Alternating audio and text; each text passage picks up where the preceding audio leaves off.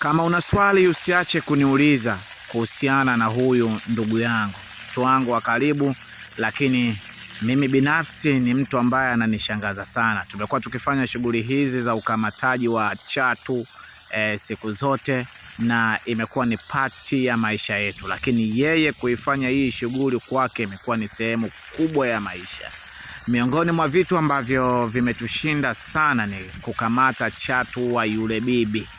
Yule bibi yetu ambaye nimekuwa nikimposti mara kwa mara amekuwa akitupa hofu kubwa, kwa sababu haonekani kuwa ni chatu wa kawaida. Chatu yule ni chatu ambao unaweza ukamwelekeza aingie ndani na akaingia, lakini chatu yule ni chatu ambaye muda mwingine unaweza ukamuona na muda mwingine unaweza usimuone vile vile. Lakini kwa chatu ambaye kama hawa ambao tunasema Mwenyezi Mungu mwenyewe amewaleta viumbe wake duniani, basi huyu mtu hapa ni mtu ambaye anawakamata sana, na anapomaliza kuwakamata ni kama ambavyo mnaona, kuna wakati analazimika kuwachinja na kuwakaanga.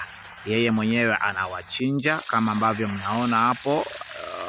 Kisha maliza kuwachinja ni anawaweka kwa mtindo huo kwa ajili ya kukatakata vipande.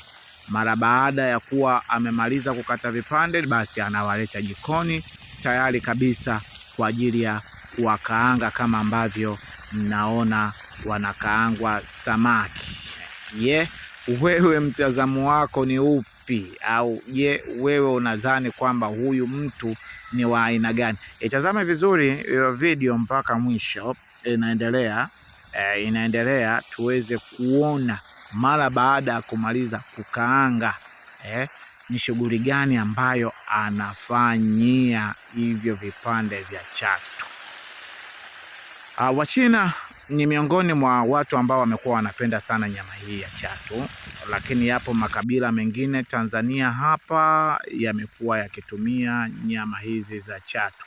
Watu mbalimbali wamekuwa wanapenda nyama hizi za chatu. Minofu kama mnavyoiona hiyo.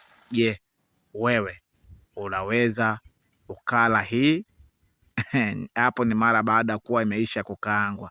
Wewe unaweza kula hii? Hebu toa maoni yako. Na wanasema hii sio haramu.